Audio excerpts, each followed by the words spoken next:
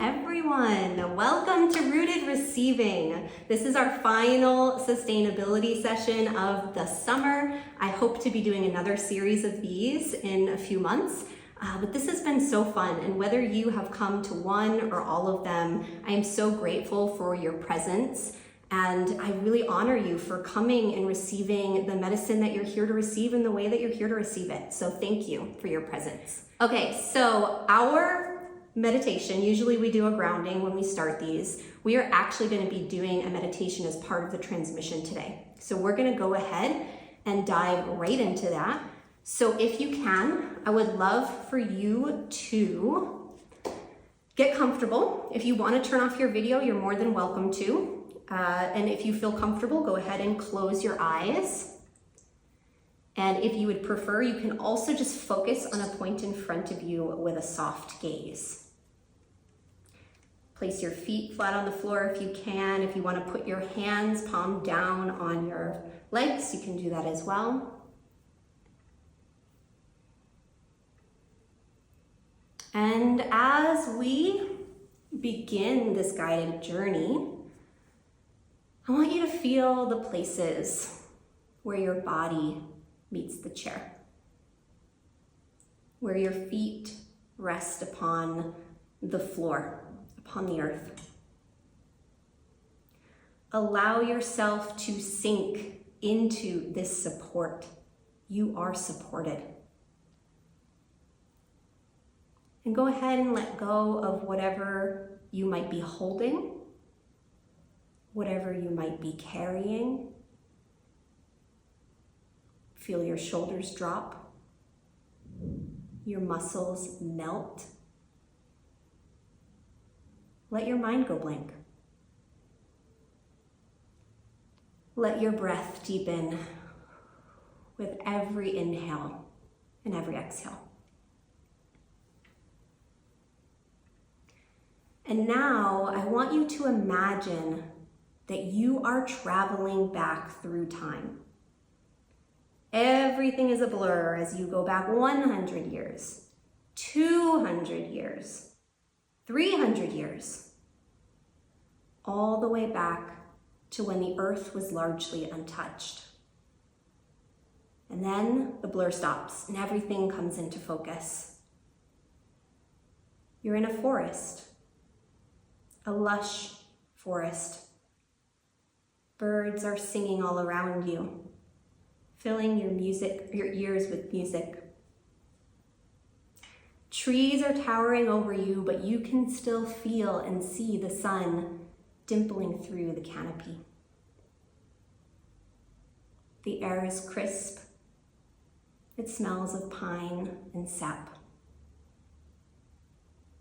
You hear the bubble of a creek, and you notice that it forks out ahead, and there are fish jumping above the surface, so many fish. Beyond the stream, there are bushes full of ripe berries. Blackberries, raspberries, blueberries. The branches are heavy with fruit. They glisten in the sunlight, just waiting to be eaten. And in this moment, you feel yourself smile because you realize with the purest clarity that everything you need is already here. It's already given to you by the earth. Food, water, shelter. It's all here and there is so much of it. You don't need to do anything for it. It simply exists, and your only job is to receive it, to create from it, to enjoy it. Take a moment to note what this truth feels like in your body. Turn your attention inwards to the emotions that are present, to the sensations that are present. Maybe there's an expansive quality moving through your chest, or a tingling that runs down your arms or legs. Maybe there's warmth blooming in your heart, maybe there's stillness, an inner smile that stretches from ear to ear. Take note of what it feels like to know that everything you ever need is provided by this earth. To know that abundance is a natural state. It is the way of nature, and by extension, you, because you are nature. Coming back to the forest, you watch as it blurs around you, and you're coming back to this present day. And as you land back in this moment, you notice that you're staring at your bank account, and somehow $50,000 has been added to it. What does that feel like? Staring at that number and letting your mind dance with possibility. What emotions are present? Joy, relief, surprise, gratitude. What sensations do you feel now? Maybe your eyes prick with tears. Maybe you feel a weight in your shoulders drop. Maybe there's a buzz humming beneath your skin, or maybe you feel light and free. Take note of what it feels like to receive this financial gift and hold it. Revel in it. Appreciate it. And lean into the truth that this state is always accessible.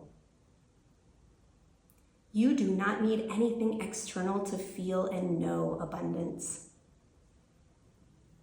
Abundance starts in your body.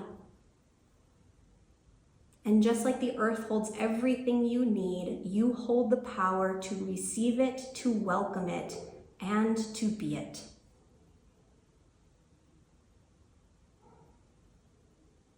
So when you're ready, you can go ahead and come back to this room and open your eyes.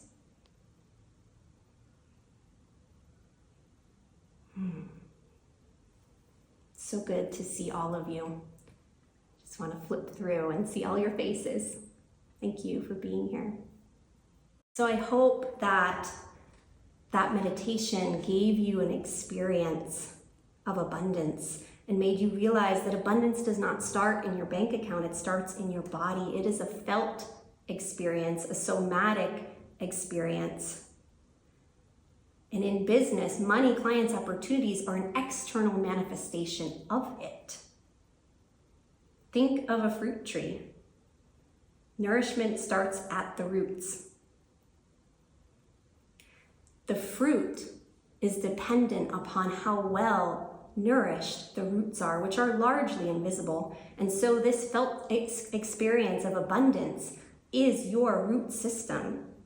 When you call this into your body in the moment and you create and you lead and you sell and you market from this place, that's the nourishment that the tree needs, that then naturally becomes the fruit. So for the second part of our transmission today, we are going to talk about what money wants from you in order to flow more freely. And I want to say that money wants you to simultaneously care and not care. It wants conscious partnership with you, and it does not want you to make it the center of your world. So what does it look like to care? What does it look like to be in conscious partnership with money? And I want to take a moment to bring this into a real-time example in my partnership with Ryan, because the difference between conscious partnership and any partnership is that there is a third entity in a conscious partnership. There is you, there is the person, or money in this case, and there is the third entity, and that is your shared vision, your shared purpose. And so for Ryan and I, for a long time, it was the book that we wrote together, Gravel Roads. our commitment to sharing his journey and the insights that he took away from that time. And for a long time, it's been living abroad and learning about different cultures and learning a different language and being open to the world and what it has to give us. And so what is your shared vision with money? And money doesn't just want you to focus on the part that's all about you and what money can give you. It wants to know, what is the highest purpose? Yes, what is it here to bring you, but what is it here to support in your family, in your friendships, in your community, in the world at large? What is the purpose that you are here to partner around and to bring to fruition? This also looks like receiving with presence. I want you to think about for a moment, when a client payment hits your account, what do you do? Do you immediately think about, oh my gosh, this is about to be gone? Do you immediately start paying bills with it? Do you immediately start putting it out into all your different accounts? And I want you to think about if you had a friend over and they knocked on your door, you answered it and you just shoved them back out the door. Or you invited them in and then locked them in your closet. That probably would not create the best opportunity for a relationship to blossom. It's the same with receiving money. What would it look like to receive that payment and be with it? Hold it, welcome it, express your joy, your gratitude for it. What would it look like to just create some space to feel it? Next, conscious partnership with money looks like stewarding it with presence, and it looks like releasing with presence. You're seeing a theme here. How are you stewarding it? Are you stewarding it in ways that align with that shared vision? Are you stewarding it in ways that is aligned with your values, that is supporting the highest expression of life, that's expressing your highest evolution? When you release it, are you just swiping your card aimlessly, not even giving any thought to it?